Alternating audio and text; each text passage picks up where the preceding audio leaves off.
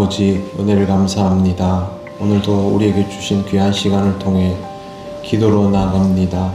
성령께서 우리를 인도하여 주시옵소서. 예수님 이름으로 기도드립니다. 아멘. 찬송가 375장 하나님께 찬양드립니다. 찬송가 375장. 나는 갈 길 모르니 주여 인도하소서. 어디 가야 좋을지 나를 인도하소서. 어디 가야 좋을지 나를 인도하소서. 아무것도 모르니 나를 가르치소서. 어찌해야 좋을지 나를 가르치소서. 어찌해야 좋을지 나를 가르치소서. 아이같이 어리니 나를 도와주소서. 힘도 없고 약하니 나를 도와주소서. 힘도 없고 약하니 나를 도와주소서. 마음 심히 슬프니 나를 위로하소서. 의지 없이 다니니 나를 위로하소서. 의지 없이 다니니 나를 위로하소서.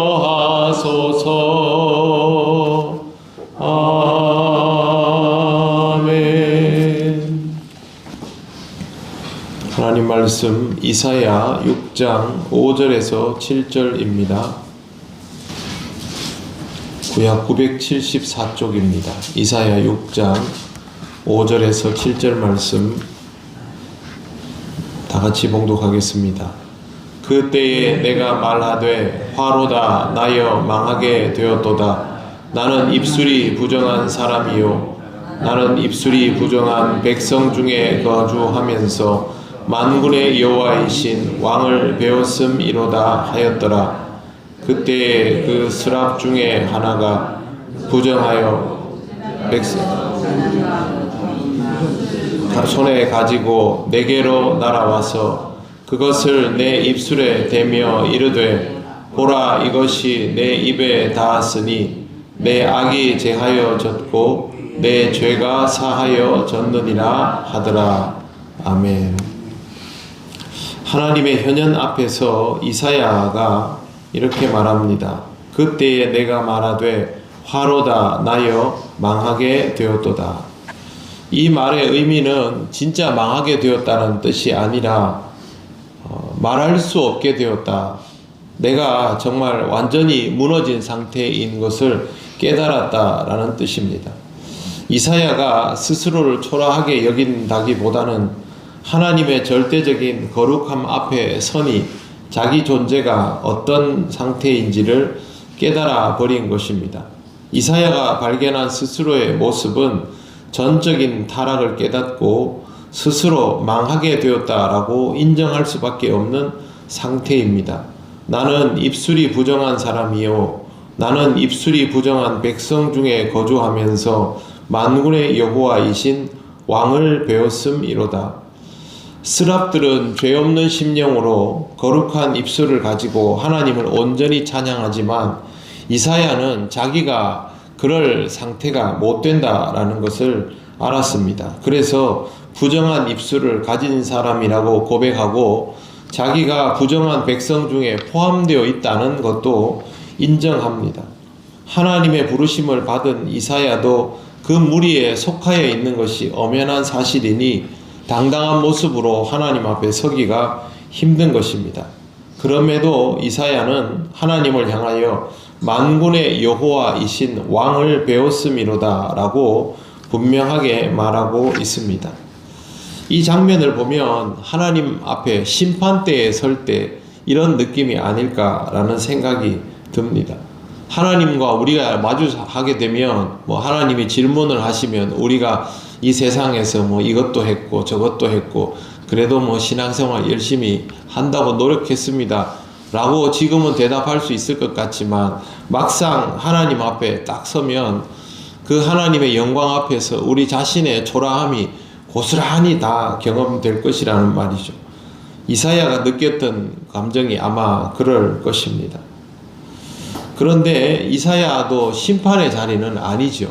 지금 이사야에게는 하나님께서 이사야로 하여금 깨닫게 하시는 자리이면서도 이사야를 부르시는 자리이기도 합니다. 그렇기 때문에 이것은 하나님 앞에서 커다란 은혜입니다. 망하게 되었다고 하고 입술이 부정한 자라고 하더라도 상황은 은혜입니다. 하나님으로 인하여 자신을 깨닫게 되었기 때문입니다. 신앙생활을 하다가 자기의 현재에 대해서 확 깨달아 버리는 순간이 옵니다.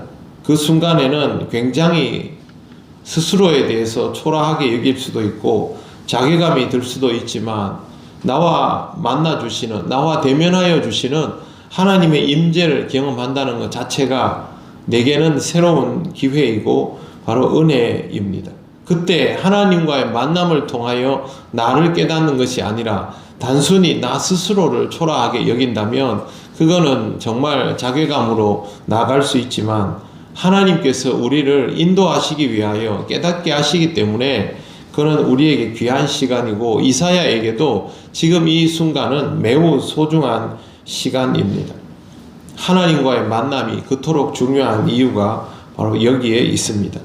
하나님은 우리가 스스로의 초라함을 발견하는 것에서 멈추지 않도록 인도하여 주십니다. 6절 보시면 그때에 그 스랍 중 하나가 부젓가락으로 제단에 집은 바 핀 숯을 손에 가지고 내게로 날아와서 그것을 내 입술에 대며 이르되 보라 이것이 내 입에 닿았으니 내 악이 제하여졌고 내 죄가 사하여 졌느니라 하더라.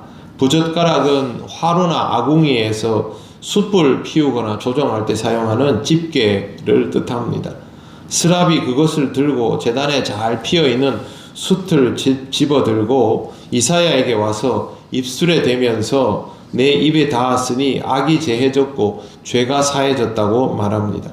하나님은 이사야 스스로가 가장 부정하다고 여겼던 그 입술을 정결하게 하시며 새롭게 되었다라는 것을 말씀하여 주십니다.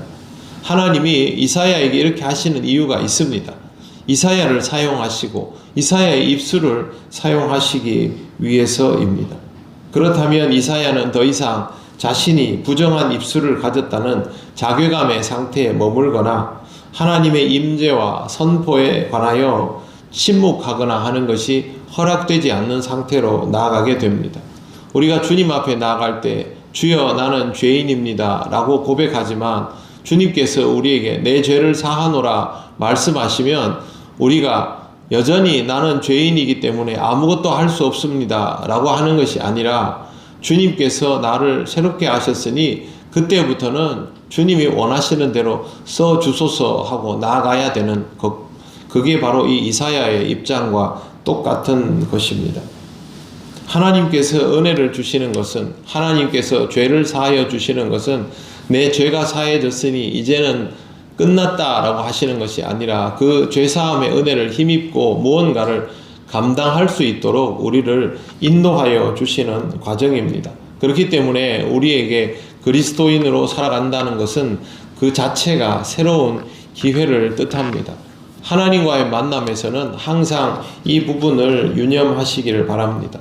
하나님과의 만남 속에 내 인생에 새로운 기회가 언제든지 지속적으로 부여되고 있다는 사실, 그렇다면 나는 하나님의 부르심에 어떻게 응해야 할까를 먼저 생각할 필요가 있습니다. 오늘도 하나님은 우리에게 하루를 살아갈 기회를 주십니다. 이 하루의 기회를 통하여 하나님이 나를 어떻게 부르시고 사용하시는지를 묵상하며 이 하루를 시작하시기를 바랍니다. 기도드리겠습니다. 하나님 아버지, 은혜를 감사합니다. 이사야를 부르시고 그 찬란한 영광으로 이사야가 스스로에게 초라함을 느끼면서도 하나님의 은혜를 입는 장면을 오늘 말씀에서 보았습니다. 하나님, 우리도 이렇게 불러주신 것을 잘 압니다. 하나님의 그 부르심 앞에 우리의 삶이 어떠해야 하는지를 다시 한번 돌아보며 이 하루를 시작하기 원합니다. 부르심에 합당한 자가 될 수 있도록 늘 하나님의 은혜 가운데 거하는 우리들이 되게 하여 주시옵소서. 오늘도 하나님 우리를 인도하여 주심을 감사드리며 예수님 이름으로 기도드립니다. 아멘. 하늘에 계신 우리 아버지, 아버지의 이름을 거룩하게 하시며 아버지의 나라가 오게 하시며 아버지의 뜻이 하늘에서와 같이 땅에서도 이루어지게 하소서.